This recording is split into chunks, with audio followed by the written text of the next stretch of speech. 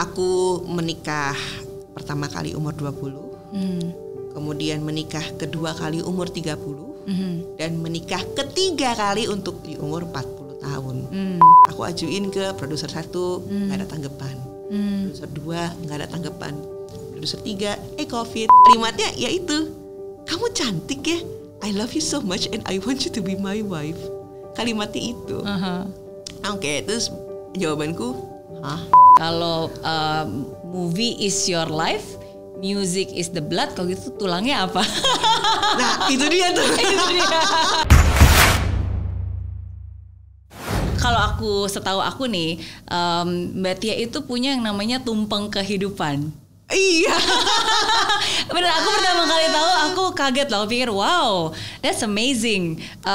Dan itu aku baru pertama kali dengar istilah yang namanya tumpeng kehidupan gitu. Mungkin bisa dikasih tahu dulu tumpeng kehidupan itu apa dan kapan pertama kali dibuat tumpeng kehidupan itu? Oke, kalau untuk tumpeng kehidupan, I learn from my papa. Ya mungkin karena aku anak papa banget ya, jadi apapun yang kata papa pasti aku manutin gitu. Nah, kalau menurut beliau, memang filosofi tumpeng itu adalah, kan tumpeng kan begini ya, gunung. Tuh. Nah, di puncaknya ini tuh puncak kehidupan kita. Biasanya itu di umur 40 tahun. Makanya ada pepatah bilang life begins at 40. Nah, itu jadi puncak tumpeng itu ada di umur 40. Nah, terus udah gitu itu aku runut kan. Dari umur sekian aku begini segala macam sampai tahun 2017 aku dapat Asia Pacific Film Festival begini. Bentar dulu. Puncak tumpeng. Belum masuk puncak tumpeng udah Best Music Asia Pacific Film Festival gitu 2017 kan. Aku itu 2019 umur 40 tahun. Begitu 40 tahun aku ngapain ya? Gitu. Akhirnya ya udah aku tulis plannya, kali aja jadi Best Music Oscar. Itu masih loh, Miss, cita-cita itu masih loh. Terus kali aja aku habis ini ngajar, kali aja aku habis ini go internasional gitu. Jadi aku malah jadi bikin plan begitu udah nyampe tumpeng untuk agak turunnya sedikit kan tumpeng begitu kan, naik terus jadi turun. Nah, untuk plan ini next plan-nya apa gitu. Tapi yang jelas yang pertama kali begitu pas aku umur 40 gitu, aku mencanangkan aku ingin berkarya untuk dunia. Jadi aku ingin berkarya atas nama Indonesia untuk dunia. That's it gitu. Wow. Apapun sekarang gitu. Jadi bukan cuma jadi penata musik, mungkin bisa jadi aku mengajar untuk penata musik berikutnya yang berkarya untuk dunia. Itu bisa banget gitu. That's me. Dan itu berarti dari awal pun memang Mbak Tia udah diajarkan oleh Pak Bi untuk selalu punya rencana what's next. Dan merencanakan masa depan dan menjalankan rencananya. Betul. Istilahnya tuh one step ahead. Oke. Mungkin nggak cuma one step, 1000 step ahead juga. Aduh, cenayang kali ya. Oke. Berarti dari begitu nanti bisa kalau if you don't mind to share tumpengnya. Itu harus dicari sih di handphone adanya. Tapi at least selalu berarti step by step. Jadi sejak kapan pertama kali akhirnya membuat plan seperti itu? Pada waktu itu memang sih yang secara tidak tertulis itu memang sudah terpikirkan. Jadi kayak aku afirmasi aja. Aku ingin jadi penata musik film. Sementara pada waktu itu tahun 90-an dunia perfilman mati suri. Itu aku cita-citanya SD kan. Itu aku terus aja. Pokoknya aku pengen jadi penata musik film. Gak peduli orang juga mau ngomong apa ya. Ya udah, pokoknya aku menjadi penata musik film gitu. Udah 2007 alhamdulillah kejadian. Gitu. Kejadian aku menjadi penata musik film. Tahun 2008 ya alhamdulillah dapatnya Ayat Cinta. Kemudian tiba-tiba dapat penghargaan pertama Festival Film Bandung. Ya mana aku juga nggak tahu gitu, mesti kayak rasanya tuh dapat penghargaan gini. Karena seumur hidup gak pernah dapat itu bonus ya ketika kita bisa menghasilkan sebuah karya dan karya itu diapresiasi menjadi sebuah prestasi, itu wow. Yes, that's bonus memang. Tapi yang penting kan semangatnya untuk terus menjadi penata musik film itu yang buat aku music is my life. Malah sekarang music is in my blood. Movie is my life. Gitu. Jadi musik dan film itu sudah satu kesatuan. Gitu. Dan itu tidak bisa terpisahkan. Yes. Kalau movie is your life, music is the blood, kalau gitu tulangnya apa? Nah itu dia tuh. Itu dia. Lagi dicari. Oke. Nah tapi mungkin kan semua orang kan pasti punya rencana ya. Tapi kan kita tahu kadang-kadang dari rencana tuh bahkan lebih banyak yang nggak berhasil daripada yang berhasil. Bener nggak? Terus bagaimana Mbak Tia menyikapi? Ada nggak sih rencana yang benar-benar pengen banget tapi akhirnya malah nggak berhasil? Ada. Jadi gini, aku tuh perempuan dengan kehidupan personal yang di luar perempuan-perempuan normal yang lain ya. Aku menikah pertama kali umur 20, kemudian menikah kedua kali umur 30, dan menikah ketiga kali untuk di umur 40 tahun. Tapi aku malu, enggak sih, aku cuma berasa bahwa ini adalah bagian perjalanan hidup personal. Dan ternyata perjalanan hidup personal ini mempengaruhi apa yang aku lakukan di future gitu, di masa depan tuh plan aku akan begini gitu. Waktu pas aku menikah untuk yang ketiga kali, aku menikah dengan seorang sutradara, yaitu sutradara iklan, namanya Agil Syahriar. Dulu terkenalnya jadi Amir. ACI gitu. Oh, Aku Cinta Indonesia. Wow, kita sejaman ya. Iya, karena untuk TV-nya cuma satu. Programnya itu aku hafal, Aku Cinta Indonesia. Oke. Gitu. Nah, terus beliau seorang aktor. Awalnya jadi Kak Amir, kemudian beliau main di Lupus gitu-gitu kan, barengan almarhum Rian Hidayat. Habis itu di tahun 90-an ketika dunia perfilman mati suri, dan pada waktu itu dunia iklan kan yang lagi ini. Beliau juga sama. Beliau awalnya gulung kabel, jadi Astrada, lama-lama jadi director, dan lama-lama jadi top 5 director iklan gitu. Tiba-tiba tahun 2019 ketemu aku. Itu berarti setahun setelah kita ketemu. Nggak sempet curhat sih aku. Nah, ini baru curhat sekarang nih aku. Nah, begitu ketemu, aku juga langsung dilamar. Jadi kayak taaruf gitu. Oh, begitu ketemu langsung dilamar? Oke. Nggak ada masa PDKT kenalan dulu, cari tahu? Enggak, taaruf berarti ya? Katanya dia itu sudah mempelajari aku sejak tahun-tahun yang lalu. Jadi mempelajari tentang aku juga bingung. Ya itu kalimatnya yaitu, kamu cantik ya, I love you so much and I want you to be my wife. Kalimatnya itu. Oke, terus jawabanku, udah gitu doang. Nah, terus tiba-tiba beliau dengan gagah berani 3 minggu kemudian menghadap keluarga besarku. Beliau sendiri seorang diri, nggak pakai acara keluarga besar datang.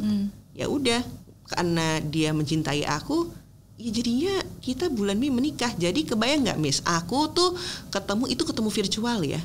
Ketemu virtual itu di tanggal 5-6 Maret. Ketemu beneran itu 3 hari kemudian. Terus tanggal 24 Maret datang ke rumah papaku. Untuk ngelamar? Untuk ngelamar. Nah terus abis itu bulan Mei kawin, nikah, akad nikah, ijab kabul, ya udah gitu.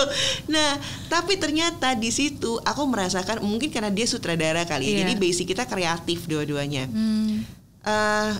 Beliau juga punya harapan punya dreams untuk film pertama. Beliau memang belum pernah punya film pertama sih gitu. Ada juga satu film berupa omnibus, tapi itu benar-benar kandas di tengah jalan. Nggak tahu dengan alasan apa. Aku sebagai istri juga kepengen banget bisa menjadi part of his dreams. Gitu. Akhirnya aku membuat skenario. Jadi aku belajar nulis yang pendek-pendek kayak dulu gitu, buat keperluan workshop aku gitu. Karena kan ada workshop juga untuk musik film toh gitu. Ya udah, itu dijadiin sarana latihan. Aku menulis, kemudian aku udah cukup pede, akhirnya aku bikin skenario untuk film panjang. Oke. Nah, skenario untuk film panjang udah habis. Awalnya sih aku benar-benar bikinnya di handphone, jadi di handphone gitu. Tuh. Oke, stop dulu. Oke. Nah, ada bagian sini. Oh, yaudah oke. Nih, aku tulisnya gitu. Oke. Akhirnya di awal Februari aku benar-benar nulis di laptop. Aku salin semua setelah udah nuker nama tokoh dan segala macam. itu pun belum dibaca sama dia. Si skenario itu mau marah nggak sih? Tapi nggak boleh marah kan, kita harus oke, mungkin suatu saat nanti aku pengennya dia baca, mungkin suatu saat nanti dia akan baca gitu. Oke, aku ajuin ke produser 1, nggak ada tanggapan. Produser 2 nggak ada tanggapan. Produser 3 COVID. COVID dateng, halo gitu kan. Ya ini gimana nih, kagak mungkin syuting kan gitu kan. Udah. Karena memang waktu pas COVID ini memang sih yang paling berdampak adalah perfilman, dunia musik, semuanya kok. Maksudnya semua yang bagian hiburan itu pasti terdampak. Gitu. Oke. Akhirnya sudahlah, aku rubah aja skenario jadi novel. Kali aja habis pandemi gitu ya. Terus bisa syuting. Ada yang tergugah untuk membaca novel ini, terus ada yang ngajakin invest mungkin gitu ya, terus bisa syuting dan akhirnya jadi film gitu. Udah deh jadi film pertamanya suamiku gitu. Aku tuh harapannya itu aja, dan nggak nyangka sih dirilis di bulan Mei dan kemudian mendapatkan tanggapan yang luar biasa sih, Miss. Maksudnya juga walaupun ini juga jalannya indie ya, karena selama pandemi itu juga mungkin rasanya terlalu minim untuk orang-orang pergi ke toko buku gitu dan segala macam gitu. Jadi malah jadi kecebur, malah itu impian yang mungkin bukan gagal, mungkin tertunda kali, Miss. Tertunda tapi terus tiba-tiba muncul, oh ternyata ada hope yang baru nih. Iya. Kalau aku dengar dari apa yang tadi Mbak Tia bilang, itu sebenarnya kekuatan cinta sih. Kalau misalnya dia bilang cinta itu menggerakkan, cinta itu memampukan, ya kan? Ya, dan benar, maksudnya justru karena awalnya nggak kepikiran mau nulis novel, tujuannya cuma satu, pengen banget bisa mewujudkan mimpi suami. Ya kan, membantu mereka, itu kan cinta yang menggerakkan. Akhirnya udah deh coba bikin skenario. Dan akhirnya dari skenario sekarang jadi buku. Dan akhirnya sekarang bukan hanya musisi, komposer, penyanyi, nulis juga. Jadi nulis juga gitu. Itu salah satu bukti bahwa ya itu cinta itu bukan hanya menggerakkan, tapi bisa ya bisa memampukan kita untuk melakukan hal-hal yang awalnya kita nggak pernah kepikiran bahwa kita bisa melakukan hal itu, dan kita mampu gitu untuk melakukan hal itu dengan baik. Betul, Miss. Betul banget. Oke, Wes. Jadi penasaran kan? Harus baca bukunya. Apakah kita buka sekarang? Yes. Boleh. Nah, jadi ini bukunya berjudul Panggil Aku Mama. Kenapa dikasih judul Panggil Aku Mama? Tadinya judulnya bukan Panggil Aku Mama, Miss. Tadinya tuh judulnya Kapan Kau Memanggilku Mama. Terus kan aku ajuin dong ke Mas Agil kan. Terus Mas Agil cuma bilang gini, itu kagak kepanjangan apa tuh judul? Udah, judulnya Panggil Aku Mama aja. Oh ya udahlah, manutlah sama suami, namanya juga istri soleha.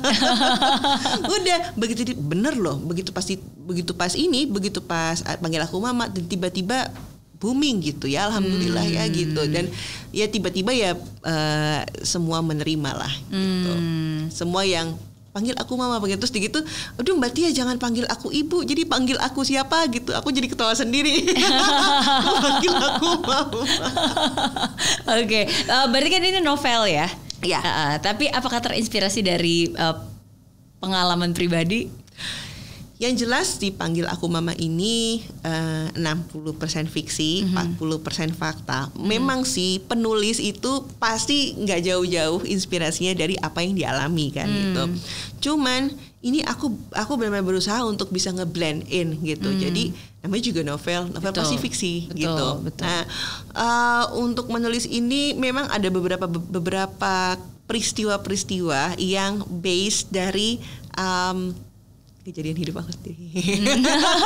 Dan juga ya kejadian hidup para sahabat lah ya. Cuman memang lebih banyak kejadian hidup aku sendiri gitu. Terus juga memperhatikan juga anak-anak. Jadi aku tuh memang baru tahu gitu. Maksudnya gini, perkembangan anak yang tumbuh normal dengan maksudnya dengan keadaan keluarga yang normal gitu, dengan anak-anak yang memang orang tua yang mengalami perceraian, itu tentu sangat berbeda gitu. Dimana anak-anak ini memang harus mau nggak mau menerima cinta orang tua yang lain gitu kan, which is siapa dia, aku nggak kenal dia, apa segala macam, nah kayak gitu. Nah inspirasiku juga dari situ. Mungkin karena perjalanan hidup ya, tadi Miss tahu kan aku nikahnya 3 kali terus udah gitu ya, ya melihat perkembangan anak-anak seperti itu kan, iya bener-bener nggak mudah untuk mereka lalui di usia situ juga kan. Pasti, it's not easy. It's not easy at all. Ya aku merasa bahwa ya itu, selama kita punya Tuhan, kenapa kita harus terluka? Tapi buat aku sebutan sebagai janda atau single mom, buat aku pribadi doesn't matter. Karena apa? Karena aku selalu berprinsip.